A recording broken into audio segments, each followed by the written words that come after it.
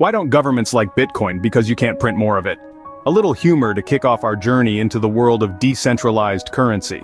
You see, Bitcoin is a bit of a rebel in the world of finance, not bowing to the whims of any central authority. It's like a wild stallion, free and unbridled, but as much as it's a joke, it's also a stark reality that sets Bitcoin apart. Now let's dive into the world of Bitcoin, shall we? In 2008, an anonymous figure known as Satoshi Nakamoto introduced Bitcoin, a decentralized digital currency. But what does that mean? Well, Bitcoin operates on a technology called blockchain. Imagine a ledger, but instead of being kept in one place, it's distributed across thousands of computers worldwide. This ledger keeps a record of all Bitcoin transactions, ensuring transparency and security. Unlike traditional currencies controlled by central banks, no single entity can control Bitcoin. This decentralized nature is one of its most appealing features. It's like a global financial system, but without the red tape. Bitcoin is also finite. There will only ever be 21 million Bitcoins, making it a deflationary currency. This scarcity is one of the reasons why people see it as a store of value, much like gold. So, in essence, Bitcoin is a peer-to-peer digital cash system, free from the control of any central authority. This was the birth of the world's first cryptocurrency. From a white paper to a multi-billion-dollar asset, Bitcoin has come a long way. Our story begins in 2008. When a person or group under the pseudonym Satoshi Nakamoto introduced the concept of Bitcoin in a 9-page white paper. This groundbreaking document proposed a new form of digital cash, decentralized and operating on a technology called blockchain. Fast forward to January 3, 2009, Nakamoto mined the genesis block of Bitcoin, known as Block 0. Encoded in this block was a message that read, "The Times 03 Jan 2009 Chancellor, on brink of second bailout for banks."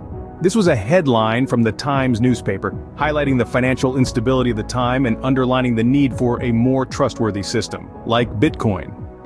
Throughout 2009 and 10, Bitcoin was primarily a novelty among cryptography enthusiasts. It wasn't until May 22, 2010, that Bitcoin had its first real-world transaction. A programmer named Laszlo Hanyecz purchased 2 pizzas for 10,000 Bitcoins. That's right, 2 pizzas. Today, those Bitcoins would be worth hundreds of millions of dollars. In 2013, Bitcoin saw its first major price surge, peaking at over $1,000 per coin, attracting a broader audience and sparking a global conversation about the potential of cryptocurrencies. Fast forward to today, Bitcoin is no longer just a fringe technology for tech enthusiasts. It has made its way into mainstream consciousness, with companies and even some governments recognizing its potential. From being worth less than a cent in its early days, Bitcoin has seen highs of around $65,000, a testament to its growing acceptance and belief in its potential. Throughout its history, Bitcoin has faced skepticism, criticism, and regulatory hurdles. But each time it has shown resilience, bouncing back stronger, and proving its critics wrong. It's a testament to the vision of its creator, and the robustness of the technology behind it. And that's a quick journey through Bitcoin's fascinating history.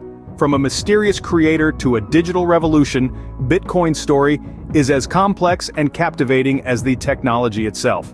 Ever heard of a currency that gets more valuable with time? Welcome to Bitcoin. Now, most traditional currencies like the dollar or the euro are inflationary. This means that over time, as more is produced, each individual unit decreases in value. It's why you might remember a candy bar costing a quarter when you were a kid, and now it's $1 or more. Bitcoin, on the other hand, is deflationary. It's built into its very design. There will only ever be 21 million Bitcoins, not a single one more. As time goes on and the supply of new Bitcoins entering the market slows down, the value of each existing Bitcoin increases. This is in stark contrast to fiat currencies, where governments can print more money whenever they need, diluting the value of existing money. Bitcoin's deflationary nature is part of what makes it such a fascinating experiment in economics. It's a currency that rewards saving and long-term thinking. So in the world of Bitcoin, less is more. What happens when you cut a Bitcoin in half? No, it doesn't cry. Instead, it performs a function known as halving. You might think we're talking about physically splitting a Bitcoin, but no. This is a digital event that happens roughly every 4 years, where the reward for mining new blocks is halved. When Satoshi Nakamoto first launched Bitcoin, the reward for mining a block was 50 Bitcoins. After the first halving, it dropped to 25, then 12.5, and so on. This process ensures that the total supply of Bitcoin will never exceed 21 million. So why is this important? Well, this halving process directly impacts the rate of new Bitcoins entering circulation, creating a kind of digital scarcity. This scarcity in turn can drive up the value of Bitcoin, especially if demand remains strong. In the Bitcoin universe, halving is a cause for celebration, not sorrow. Gold is valuable, but have you tried sending it over email? Now imagine a form of gold that's not only more portable but also easier to divide and verify. Enter Bitcoin, often referred to as digital gold. Just like gold, Bitcoin is finite. The total number of Bitcoins that will ever exist is capped at 21 million, making it a scarce resource.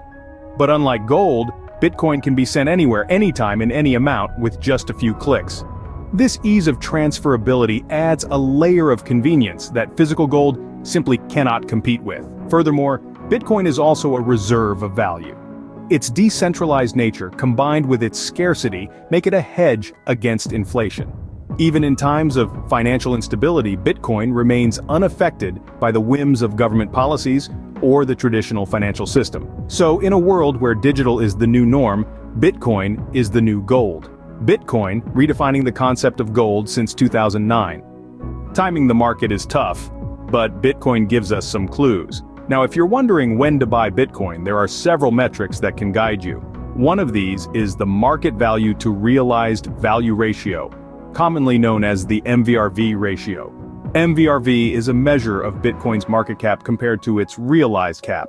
The market cap is the current price of Bitcoin multiplied by the total number of Bitcoins in circulation.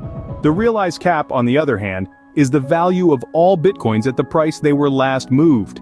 In other words, it's the sum of the value of each Bitcoin when it last changed hands. When the MVRV ratio is high, it means that the market value of Bitcoin is significantly higher than the value at which Bitcoins have been changing hands. This could be a sign that the price is overheated and a correction might be due. Conversely, when the MVRV ratio is low, it could indicate that the market value is undervalued compared to the value at which Bitcoins are being bought and sold, suggesting a potential buying opportunity. However, like any metric, MVRV isn't infallible. It's just one tool among many that can help you make an informed decision. It's also important to remember that the cryptocurrency market is highly volatile and subject to rapid changes. Therefore, it's crucial to do your own research and consult with a financial advisor before making any investment decisions. Moreover, it's worth noting that Bitcoin, like any investment, shouldn't be bought or sold based on short-term price movements. Instead, consider your long-term financial goals and risk tolerance. Bitcoin has shown remarkable returns over the long haul, but it's also experienced significant volatility along the way. So, when should you buy Bitcoin?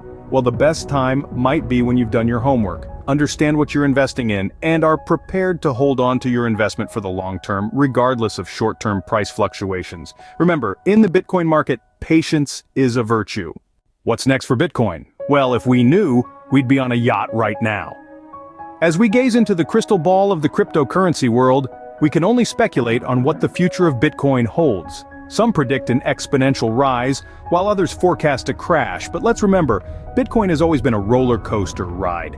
Bitcoin's potential future is vast. It could become a universal currency used worldwide, making transactions quicker, cheaper, and more secure. Or it could become a global reserve currency similar to gold but digital, a safe haven for investors in times of economic uncertainty. Now let's talk about price action predictions. Many experts use models to forecast Bitcoin's future price. One of the most famous is the stock-to-flow model, which predicts the future price based on the current amount of Bitcoin and the rate at which new Bitcoins are created. According to this model, we could see Bitcoin's price reach astronomical heights in the years to come. However, we must take these predictions with a grain of salt. Bitcoin is volatile, and its price can be influenced by many factors such as regulatory changes, technological advancements, and market sentiment. In conclusion, Bitcoin's future is as unpredictable as it is promising. It could reshape our financial system or remain a niche digital asset. But one thing is for sure, Bitcoin's journey is far from over. As always, the future of Bitcoin remains excitingly uncertain.